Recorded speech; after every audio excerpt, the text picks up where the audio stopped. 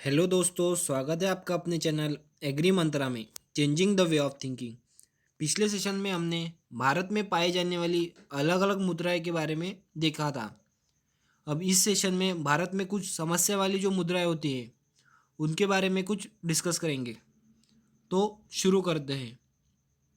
Problematic soils of India यानी समस्या वाली मुद्राएं भारत के जो समस्या वाली मुद्राएं हैं उनके बारे में देखते हैं। उसमें है सलाइन सॉइल और अल्कलाइन सॉइल। सलाइन यानी खारा खारा जो होता है वो खारी सॉइल होती है, यानी सॉल्ट ज़्यादा होते हैं इसमें। When the chloride sulphates carbonates and bicarbonates salts of sodium calcium and magnesium are increased in soils, thus the soil becomes saline and alkaline। Sodium calcium और मैग्नीशियम के जो सॉल्ट्स यानी लवण जो लवण होते हैं उनके ज़्यादा मात्रा पाए जाने के कारण यहाँ पे सॉइल अल्कलाइन और सलाइन बन जाती है। On the basis of amount of soluble salts soils are classified as, यानी यहाँ पे प्रॉब्लमेटिक सॉइल के बारे में कहा जा रहा है। सलाइन, अल्कलाइन, एसिडिक, यानी कितना प्रतिशत लवण है, इस आधार पर तीन भागों में हम समस्या वाली मुद्राएं का विभाजन कर सकते हैं। पहली है क्षारीय यानी सलाइन सॉइल, क्षार वाली। बाद में दूसरा है अल्कलाइन, अल्कलाइन यानी अल्कलाइन यानी क्षारीय और सलाइन यानी खारी खारी सॉइल। बाद में एसिडिक यानी अम्लीय। ये तीन टाइप के प्रॉब्लमेटिक सॉइल्स है भारत में। बाद में नेक्स्ट है सलाइन सॉइल्स और वाइट अल्कली। सलाइन सॉइल को वाइट अल्कली भी कहा जाता है। खारी मुद्राएं, when the soil contains excess of sodium salts and clay complex still contains exchangeable calcium, the soil is known as saline soil. यानी जब मुद्रा में लवण की मात्रा यानी सॉल्ट की मात्रा ज़्यादा होती है उसके कारण जो होता है, यानी जो एक्सचेंजेबल सोडियम सॉल्ट्स होता है बाद में कैल्शियम के, उसके कारण सलाइन सॉइल होती है। यानी ज़्यादातर यहाँ पे कैल्शियम पाया जाता है सलाइन सॉइल में। खारी सॉइल इसे कहा जाता है। Saline soil contains toxic concentration of soluble salts like chloride sulphates of sodium calcium magnesium. यानी जो ये होता है, यानी जो सॉल्ट यानी लवण का जो मात्रा होती है वो अगर टॉक्सिक कॉन्सेंट्रेशन में रहा यानी ज़रूरत से ज़्यादा रहा तो वहाँ पे ये सॉइल पाई जाती है।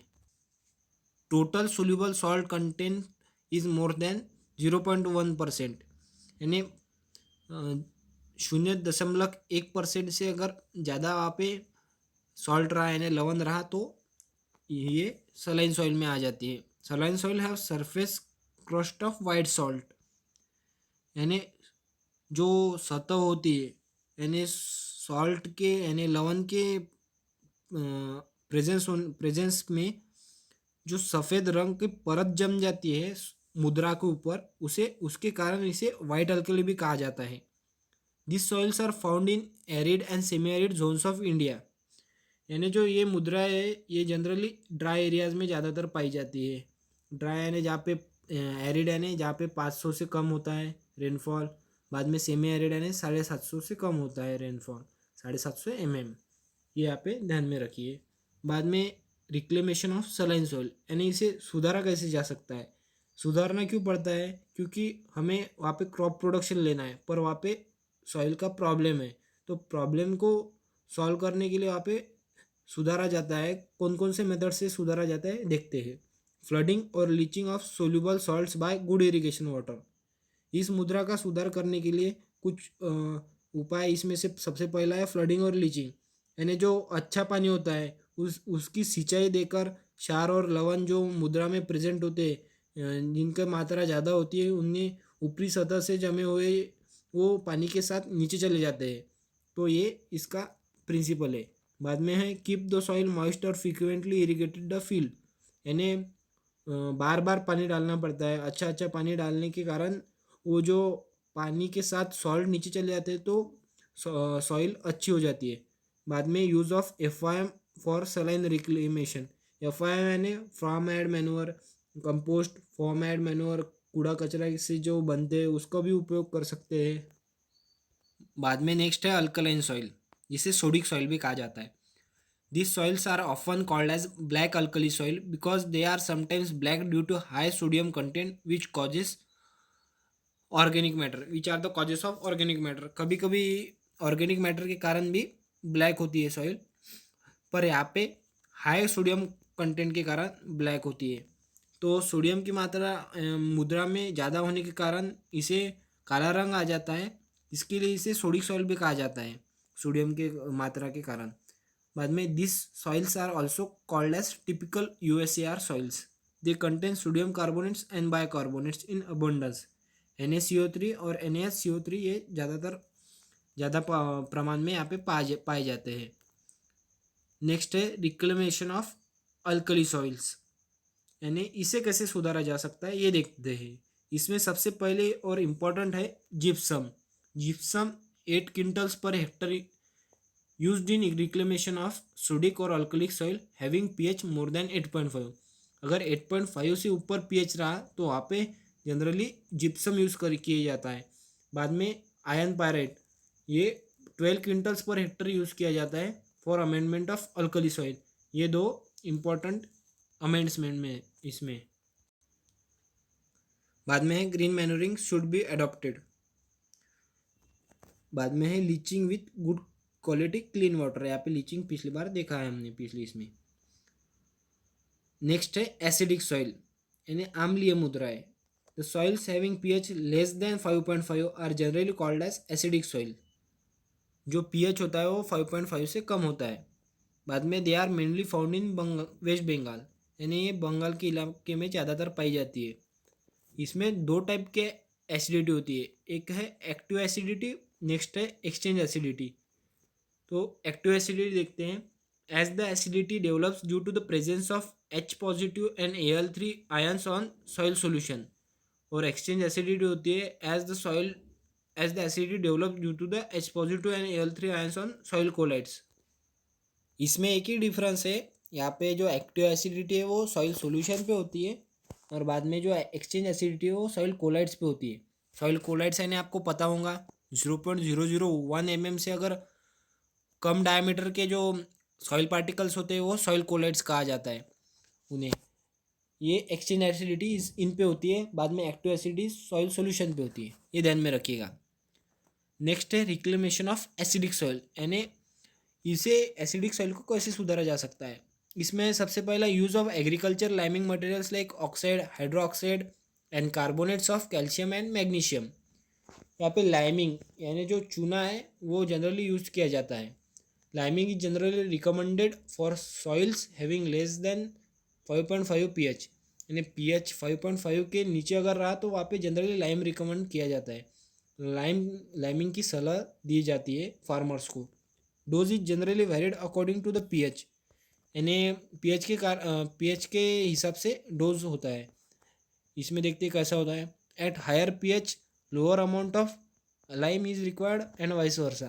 यानी pH अगर ज़्यादा रहा 7 तक रहा तो वहाँ पे बहुत कम लाइम डालना पड़ता है, पर अगर pH कम रहा तो वहाँ पे ज़्यादा लाइम डालना पड़ता है, ये ध्यान में रखिएगा.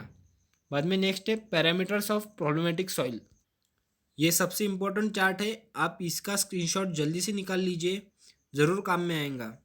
ये जो है ये सभी एग्ज़ाम में पूछा जाता है कि कौन से pH पर सॉइल को कौन सी सॉइल कहा जा सकता है. बाद में वहाँ पे EC क्या होता है, ESP क्या होता है, ऐसा बहुत से क्वेश्चन आ सकते हैं.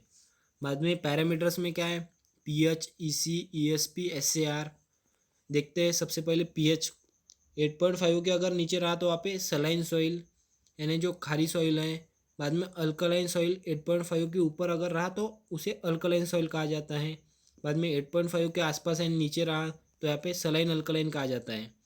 बाद में EC का ये यूनिट भी ध्यान में रखिए, DS पर मीटर. EC यानी इलेक्ट्रिकल कंडक्टिविटी.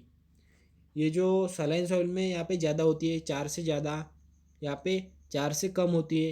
यहाँ पे सोडियम ज़्यादा प्रेजेंट होता है इसके कारण कम होती है. यहाँ पे सॉल्ट ज़्यादा प्रेजेंट होता है उसके कारण यहाँ पे इलेक्ट्रिकल कंडक्टिविटी ज़्यादा रहती है, क्योंकि पानी में अगर सॉल्ट मिक्स किया तो ज़्यादा इलेक्ट्रिसिटी कंडक्ट कर सकता है. बाद में है सलाइन अल्कलाइन सॉइल, यहाँ पे भी ज़्यादा होती है, ये ध्यान में रखिएगा. बाद में है ESP, एक्सचेंजेबल सोडियम परसेंटेज। देखिए आपको पता ही होगा, अल्कलाइन सॉइल को हमने सोडिक सॉइल कहा था, तो यहाँ पे ज़्यादा पीएच यानी ज़्यादा एक्सचेंजेबल सोडियम परसेंटेज है, यानी सोडियम का प्रमाण ज़्यादा है। यहाँ पे ये दो सॉइल में सोडियम का परसेंटेज ज़्यादा है, यहाँ पे कम है। बाद में सोडियम एब्जॉर्प्शन रेशियो, अगर सोडियम एक्सचेंजेबल सोडियम भी ज़्यादा रहा तो यहाँ पे सोडियम एब्जॉर्प्शन रेशियो भी ज़्यादा ही होगा। यहाँ पे दोनों पे इसमें 13 से ज़्यादा है सोडियम एब्जॉर्प्शन रेशियो, और इसमें कम है, ये ध्यान में रखिएगा। ये चार्ट पूरा लर्न कर लीजिएगा। नेक्स्ट है अवेबिलिटी ऑफ न्यूट्रिएंट्स, यानी जो पोषक तत्व होते हैं उनकी मात्राएं अलग अलग पीएच पर अलग अलग होती है। तो देखते हैं कौन से न्यूट्रिएंट्स कौन से पीएच पर ज़्यादातर पाए जाते हैं, जिसके कारण हम इसकी हम जो क्रॉप प्रोडक्शन है इसमें इसका यूज़ कर सकते हैं। अगर 6 से कम रहा पीएच तो वहाँ पे ज़्यादातर ट्रेस एलिमेंट्स पाए जाते हैं, एक्सेप्ट बोरॉन और मोलिब्डेनम। ट्रेस एलिमेंट्स यानी जो माइक्रोन्यूट्रिएंट्स होते हैं। इसकी कुछ एग्जाम्पल दिए गए, aluminium, ferrous, magnesium, zinc, copper, cobalt, ये ज़्यादातर 6 पीएच के नीचे पाए जाते हैं। बाद में ये 6.5 टू 7.5 यानी न्यूट्रल पीएच है। यहाँ पे फॉस्फोरस और बोरॉन पाया जाता है। Boron is available at 5 to 7 pH. बाद में नेक्स्ट है 7 के ऊपर all major nutrients except P यानी फॉस्फोरस। फॉस्फोरस जो है वो न्यूट्रल में हमने देखा था, तो न्यूट्रल पीएच में ज़्यादातर फॉस्फोरस पाया जाता है, तो इसके कारण बाकी के जो मेजर न्यूट्रिएंट्स हैं, नाइट्रोजन, पोटेशियम, कैल्शियम, ये मैग्नीशियम, सल्फर, मोलिब्डेनम, इसमें मोलिब्डेनम एक एक्सेप्शन है, ये सब 7 के ऊपर पीएच में पाए जाते हैं। तो हमने इस तरह समस्या वाली मुद्राएं हमने भारत की देखी है आज, तो उसके बारे में आज हमने ये डिटेल में जान लिया है। बाद में आपको अपने मैंने चार्ट बताया वो ध्यान में रखिएगा, वो बहुत इम्पोर्टेंट चार्ट है। और कुछ भी डाउट रहा तो कमेंट सेक्शन में ज़रूर डालिएगा। Thank you. जय हिंद, जय भारत।